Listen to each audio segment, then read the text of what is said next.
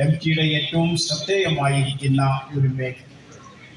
അദ്ദേഹം എപ്പോഴും സൂചിപ്പിക്കുന്ന ഒരു വാചകം, അറിയാത്ത രഹസ്യങ്ങളെ ഗർഭത്തിൽ വഹിച്ചുകൊണ്ടിരിക്കുന്ന വൻകടലുകളെക്കാൾ ഞാൻ സ്നേഹിക്കുന്നത് എനിക്ക് സുപരിചിതമായ എൻ്റെ കൂടല്ലൂരിനെയാണ്, എൻ്റെ നിളാനദിയെയാണ് എന്നതാണ്. ഒരു ഗ്രാമത്തിൻ്റെ എഴുത്തുകാരൻ എന്ന് അടയാളപ്പെടുത്തുന്നതിന് MT ആ അർത്ഥത്തിൽ ശ്രമിച്ചിട്ടുണ്ട് എങ്കിലും അദ്ദേഹത്തിൻ്റെ വിശാലമായ സാഹിത്യ ലോകം എന്ന് പറയുന്നത് അതിനകത്ത് ഒതുങ്ങി നിൽക്കുന്നതല്ല. എന്താണ് MT സാധിച്ചെടുത്തത് എന്നത് നമുക്ക് അടയാളപ്പെടുത്താൻ കഴിയുന്നത് അദ്ദേഹം ജീവിച്ച കാലവുമായി ബന്ധപ്പെടുത്തിക്കൊണ്ടാണ്. MT എഴുത്തിലേക്ക് പ്രവേശിക്കുന്ന സമയം നമുക്കറിയാം. അത് കേരളത്തെ സംബന്ധിച്ചിടത്തോളം ഒരു കാലം വിട പറയുകയും മറ്റൊരു കാലം കടന്നു വരുന്നതിന് വെമ്പി നിൽക്കുകയും ചെയ്യുന്ന സന്ദർഭമായിരുന്നു.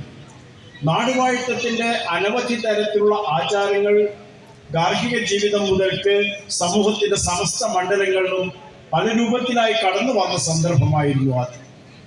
ഈ രാജ്യത്ത് മരുമക്കത്തായം എന്ന് പറയുന്നതിൻ്റെ അനവധി തരത്തിലുള്ള കെടുതികൾ എല്ലാ കുടുംബത്തിനും അനുഭവിച്ചുകൊണ്ട് പുറമേക്ക് സമ്പന്നമാണെങ്കിലും ദരിദ്രമായ അകത്തളത്തിനകത്ത് വിശപ്പ് സഹിക്കേണ്ടി വരുന്ന അനാഥമായ ബാല്യങ്ങൾ സ്വാഭാവികമായി മരുമക്കത്തായത്തിൻ്റെ സ്വഭാവമായിരുന്നു. മരുമക്കത്തായത്തിൻ്റെ ഏറ്റവും വലിയ ദൈന്യത എന്ന് പറയുന്നത് സ്ത്രീകൾക്കാണ് അധികാരം എന്ന് പുറമേക്ക് കാണാമെങ്കിലും പലതരത്തിലും അവർ അനുഭവിക്കേണ്ടി വന്ന യാതനകളുടെ സന്ദർഭമാണ്.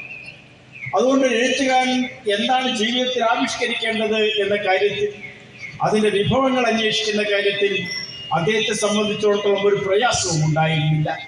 തൻ്റെ ജീവിതം തന്നെ പകർത്തി വെക്കലാണ് എഴുത്ത് എന്ന് അദ്ദേഹം കാണിച്ചു തന്നു. സ്വാഭാവികമായിട്ടും അദ്ദേഹത്തിൻ്റെ ആദ്യകാല രചനകളെല്ലാം തന്നെ ഈ അർത്ഥത്തിൽ നമ്മുടെ നാടിനെ സംബന്ധിച്ചിടത്തോളം മാറേണ്ടുന്ന ഒരു കാലത്തെ സൂചിപ്പിക്കുന്നതാണ്. അദ്ദേഹത്തിൻ്റെ ജീവിതത്തെ സംബന്ധിച്ചിടത്തോളം ആദ്യം എഴുതിയുള്ള കഥകളിൽ നിന്ന് വ്യത്യസ്തമായി തൻ്റെ സാഹിത്യ ലോകത്തിലെ ഏറ്റവും പ്രധാനപ്പെട്ട അടിത്തറയായി കേരളമാകെ പരിഗണിക്കുമാർ കടന്നു വന്ന നാലുകെട്ട് യഥാർത്ഥത്തിൽ ഈ ജീവിതത്തിൻ്റെ പരിച്ഛേദമായിരുന്നു. നാലുകെട്ട് എന്ന് പറയുന്ന നോവലിൻ്റെ ശീർഷകം നമുക്കറിയാം. യഥാർത്ഥത്തിൽ നാടുവാഴിത്തത്തിൻ്റെ പ്രതീകമായി നിൽക്കുന്ന ഒന്നാണ്. നാടുവാഴിത്തത്തിൻ്റെ പ്രതീകം എന്ന് നാം അതിനെ വിശേഷിപ്പിക്കുന്നത് കാറ്റും വെളിച്ചവും കയറാത്ത അകത്തളങ്ങൾക്കകത്ത് അനുഭവിച്ച് ശ്വാസം മുട്ടി മരിച്ചു പോകുന്ന, മരണത്തിന് അനുസൃതമായി ജീവിച്ചു കൊണ്ടിരിക്കുന്ന മനുഷ്യരുടെ മുഖങ്ങളായി.